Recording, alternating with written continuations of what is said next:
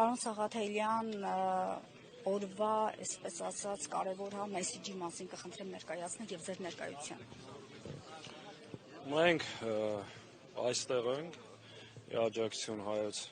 հայրապետին, Սուրբ Էջմիածնին, Մայր Աթոռին, մեր ներկայությամբ այսօր մեր զորակցությունն ենք հայտնում մեր եկեղեցուն, որ այսօր հարվածի տակ է տիրադավների, այս խամաչիկ իշխանության դավաճանների կողմից,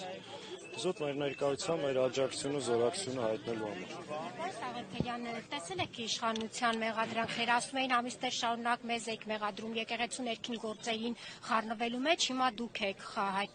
խառնվում եկեղեցու ներքին գործերին 10 եպիսկոպոսների հայտարարությունից հետո։ 10 եպիսկոպոսները այսպես կոչված կատարում են Նիկոլ Փաշինյանի պահանջը, նրա ասելով են գտնվում է այս տարածքում, իսկ ստեղ եկեղեցու միջամտության գործ չկա, մեր ներկայությամբ մեր աջակցությունն ենք հայտնում։ Հազարավոր ոստիկաններ կան կենտրոնացած, հնարավոր սադրանքներ սպասում եք եւ ինչ է արվելու այդ դեպքում, այսինքն հնարավոր է սա Հաշվի առնելով, որ գերագույն գլխավոր սադրիչը ստեղ չի, հնարավոր է սադրանքներ չլինեն, բայց ամեն դեպքում Մայր Աթոռի տարածքում մեր կողմից, մեր աջակիցների կողմից որևէ սադրանք եւ որևէ քայլ չի լինել։ Լավ հասկանում ենք եւ գիտակցում ենք, որ իրենց նպատակներից մեկը նաեւ հենց սա է, լեգիտիմացնեն այս զորքերի տեղաշարժը այս տարածքում, ասենք սադրիչների միջոցով, բայց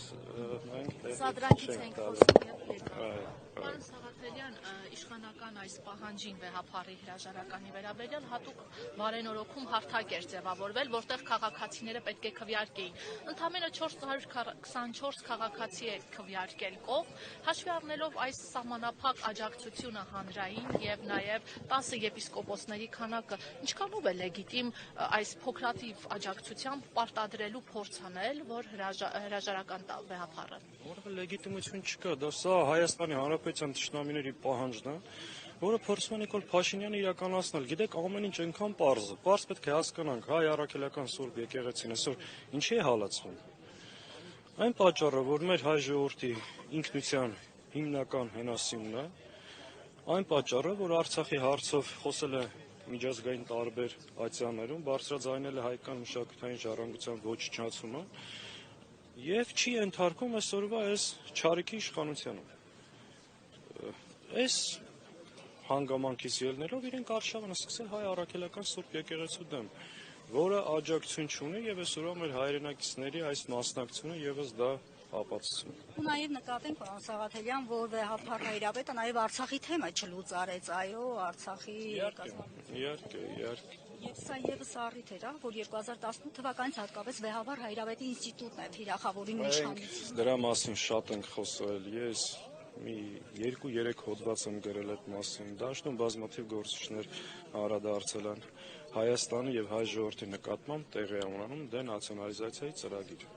Պայքար հայկական ինքնության, հայկական մշակութային ժառանգության, մեր հավատքի, մեր եկեղեցու դեմ։ Այս մարդկանց միակ նպատակը մեր ազգային 1700-ամյա ինստիտուտը վարկաբեկելը, թուլացնելը, նրա դերակատարությունը իջեցնելը եւ այս խամաճիկ թերքապատակ իշխանությանը ծառայեցնելը։ Այս է սրանց ամբողջ նպատակ։ Մենք այդ սադրանքներին չենք տրվելու, այդ բաներին չենք անելու, ցույց ենք տալու, որ հայոց հայրապետի ու եկեղեցու կողքին ենք ու ամուր կանգնած ենք եկեղեցու կողքին եւ տեղիք չենք տալու այս սադրանքներին։ Պարոն Սաղաթելյան, 2018-ին էին այսպիսի ակցիաներ իրականացվում, գրոհ եղավ եւ տեսանք, որ հաջողությամբ չփսակվեցին այդ ակցիաները։ Ինչ դասեր չքաղեցին իշխանությունները, որ նորից օրակարգ բերեցին այս նույն հարցը։ Առաջին օրվանից պայքարել են եկեղեցու դեմ, հիմա փորձում են այդ հրաշավոր ծրագիրը հասցնել ավարտին,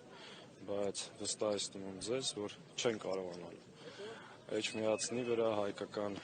Սուրբ առաքելական եկեղեցու վրա, նույնիսկ սելջուկ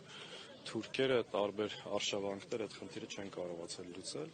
եւ այս ԿՊ-ական արշավանքը եւս